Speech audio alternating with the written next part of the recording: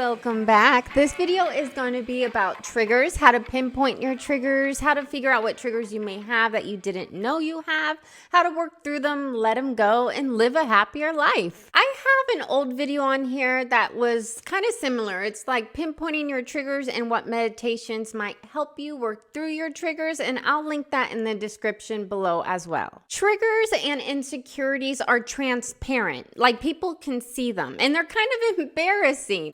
I've been trying to come up with a way so you can pinpoint your triggers. Like if you have like a notepad that is like an app in your phone, you can use that anytime you get triggered during the day or week or month, and keep a list just to pinpoint them, just to, acknowledge them, see, what they may be. You might find them a lot when you're scrolling on social media. So just for an exercise, write down or jot down in your phone everything that triggers you along the week. If it's something on social media, if it's a coworker, if it's like a joke or a meme you saw. I made a video on here with people taking jokes and memes literally, because that's not the purpose of a joke or meme. It's supposed to just be a joke, a little ha-ha.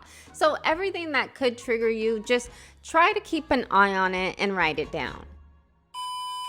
So I wanted to add some stuff. Okay, so notice like the type of joke, like the subject matter of the joke that offended you or triggered you. Was it a joke about Taylor Swift? Maybe you're idolizing celebrities a little bit too closely. That's always a little unhealthy. Maybe the joke was political that triggered you. That's why it's always important to learn both sides. I listen to all the politicians. I listen to all the speeches. I learn both sides to know where everyone's coming from and to be able to debate correctly. Maybe the joke that offended you was about weight. Maybe your weight is an issue for you and it's something that you need to work on. Everyone has their own triggers. It's their responsibility to deal with their triggers, not to make it society's issue. God knows I've been triggered before online. God knows I've triggered others online. I remember one time on Instagram, when you can tell someone like muted you because like they like all your posts until one day they don't anymore? Well, it was a couple years back, and there was a TikTok that was going viral, and it was a sound that was joking about that I'm not going to wear a bra all summer long. I'm not wearing a bra all summer long. So if you see a nipple, mind your business. So I made a TikTok, like, not wearing a bra under your clothes, but like I'm part of the itty bitty titty community. Like I think when I don't wear a bra, if I'm running to the store, it's not a big deal because like they're so small. It's not a big, well, anyway, I offended this lady apparently, and she muted me. But usually if you offend someone, it has nothing to do with you. Like it had nothing to do with my boobs or my nipples. It has to do with how she feels about her breast and how she feels about herself. Everyone in the modern world has mental issues, and it doesn't, you don't have to play victim. Mental issues aren't always your fault, but they are your responsibility to take care of and work through. I was diagnosed with OCD, but that doesn't make me a victim. I have tried all the medication, but in my opinion, medication never really helps. It puts a band-aid and just throws you out into society, making it society's issue to deal with all your triggers. Pretty much anyone that has a smartphone has ADHD. You are not special. You are not a victim. If you strip yourself of all the victim words, then you're just left with responsibility and actions you should take. For my OCD, I exercise, I meditate. Sleep is always very important, making sure you're getting enough sleep, well-balanced diet. And for my OCD, keeping myself busy is the most important thing I can do with my OCD so my intrusive thoughts don't come in. Now, if I'm extremely stressed out or if I'm extremely sad, then my OCD is going to flare up tremendously. It's kind of embarrassing to explain, but my intrusive thoughts with my OCD are very physics-based. Like, if I don't understand, like, if I'm in a car and I'm really stressed out, maybe I think the car is going to explode if I don't understand how the physics of how a car works.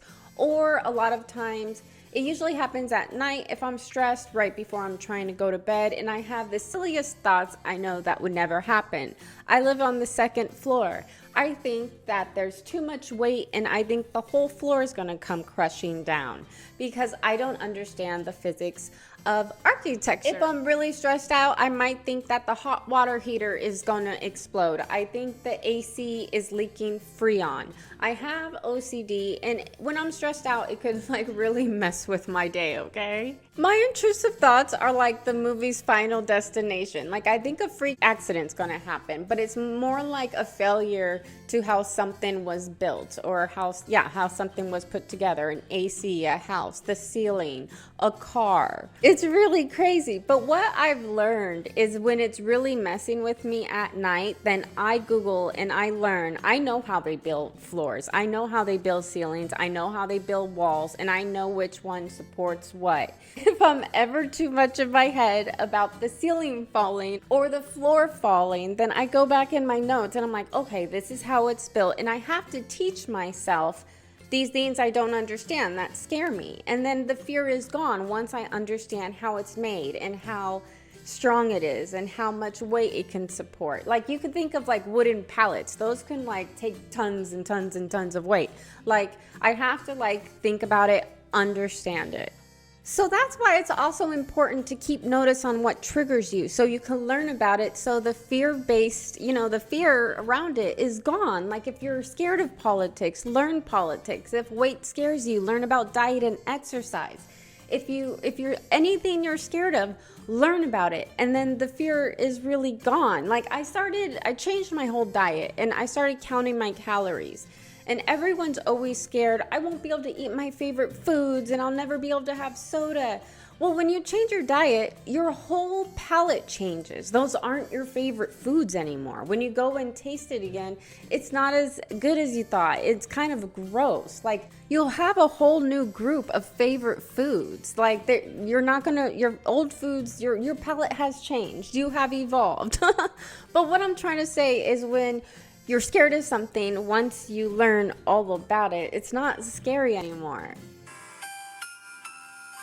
This part's crucial because you can't laugh along with people if like they're triggered by everything. They can't laugh. So like, having people around that are triggered by even jokes and take offense to that isn't fun to be around. Obviously, not all triggers can be healed, but you can still work on them. Like, one trigger I have that can never be healed is I hate animal cruelty. So if I see animal cruelty in a movie or TV show, it's really hard for me to watch. I turn off, even though I know it's fake. But recently I did watch a scary movie and I was going to turn it off because they killed a cat, but I walked myself through it. It's fake, and I finished the movie. But some triggers you're not going to be able to get past so easily.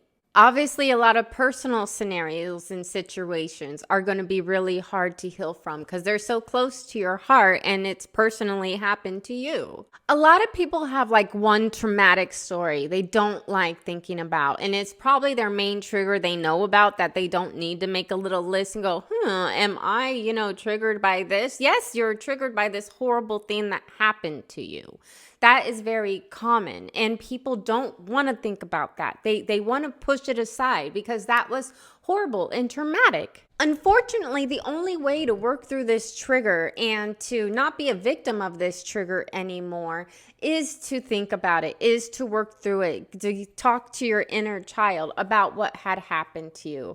If it's therapy, if it's meditation, if it's EMDR tools, there's many tools that are going to make you think about this situation so you won't think about it anymore. You're going to work through it with your ego and your inner child. Your inner child is your ego. You're going to coddle your inner child, explain that it wasn't your fault, or maybe it was your fault. Have you guys watched the new show on Netflix called Baby Reindeer? It's a true story, and the man who stars in it, his name is Richard Gadd. He's a comedian, actor. It's his true story. So I'm guessing he's probably the director and the writer, but he stars in it.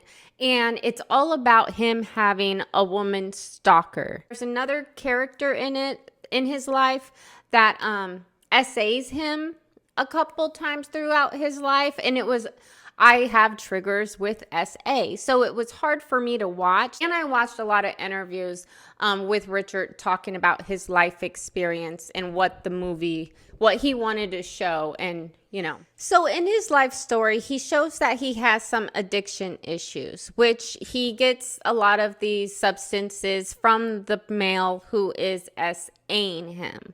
So he continues to get SA by this man who keeps supplying him with drugs and promising him a great comedian career. Obviously, he's a victim of being sexually assaulted and doesn't want to be SA'd anymore. But he explains in the story how he explains his part and his actions with the SA.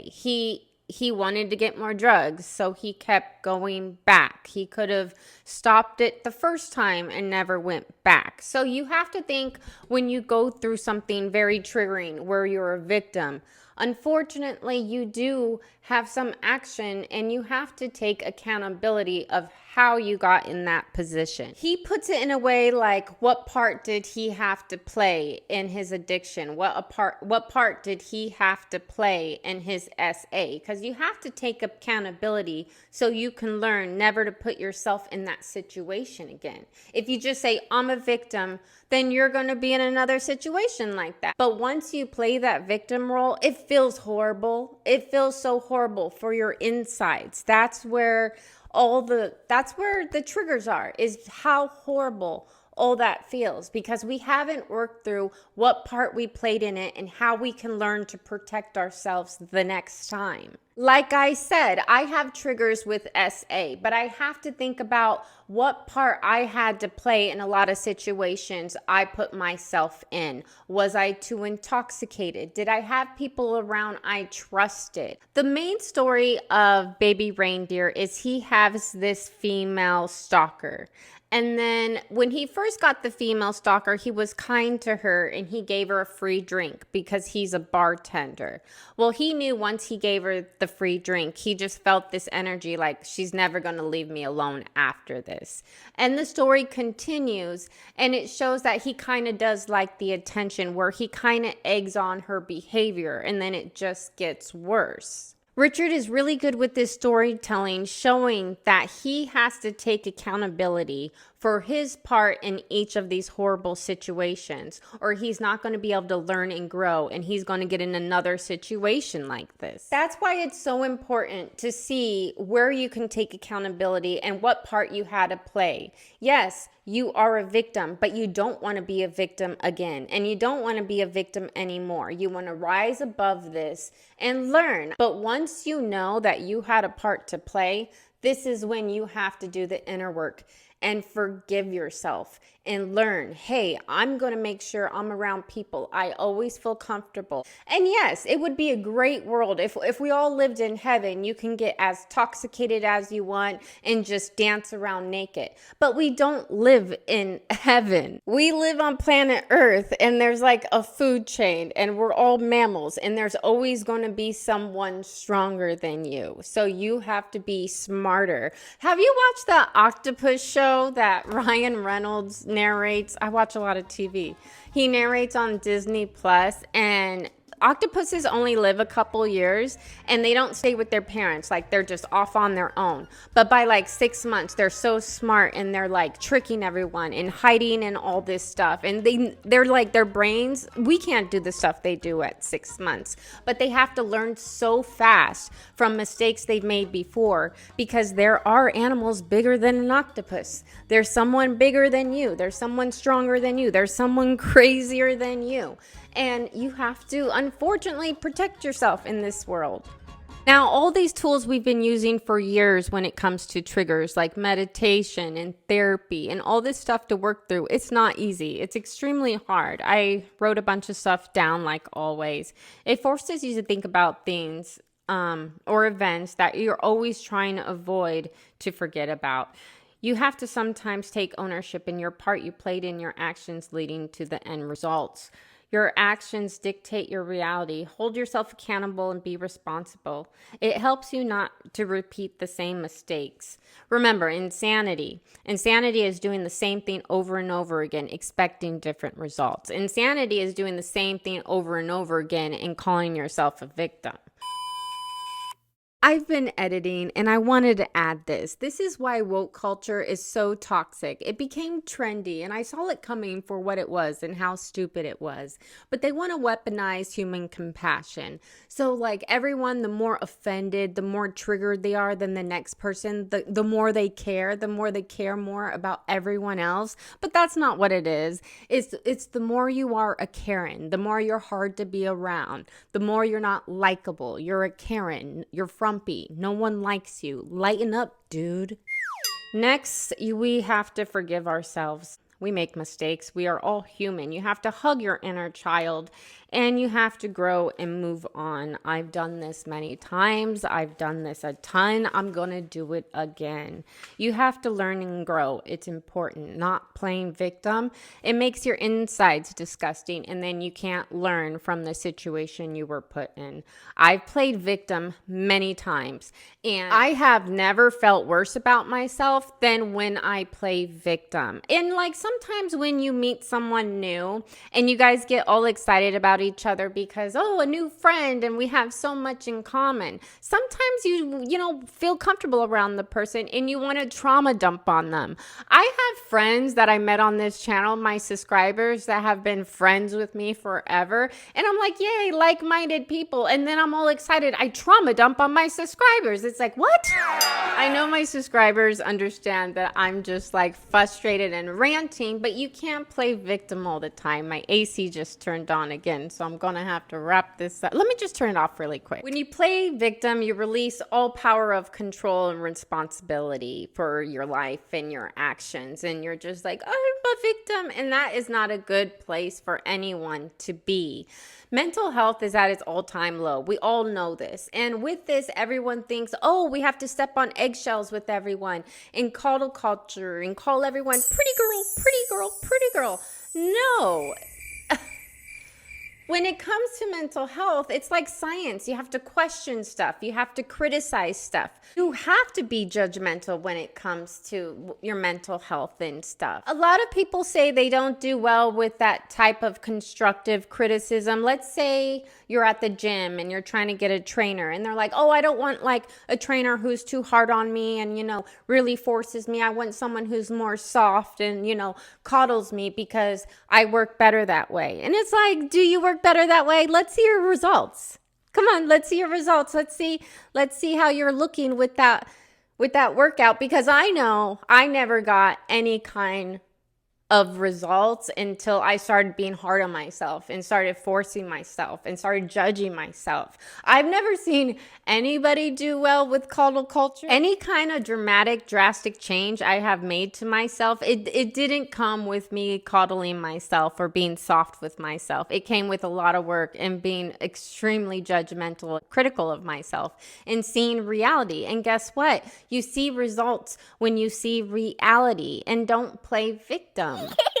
Remember, diet and exercise helps tremendously with mental health. It helps with so much: gut health, hormones. Diet and exercise is where it's at. I know it's never failed anyone. Mental illness and triggers aren't always your fault, but it is your responsibility, and it's not society. So stop making it society's fault. So work on yourself. The reason why I'm making this video is because I have a big video coming that is full of triggers. So if anyone gets triggers, I'm just going to direct them to this video. That's all I got for this one. If you like this one, please give it a big thumbs up. And if you're not subscribed already, please subscribe. We'll love to have you here. And I'll see you in the next one. Boy, boy, boy, boy, boy, boy, boy, boy. Ladies and gentlemen.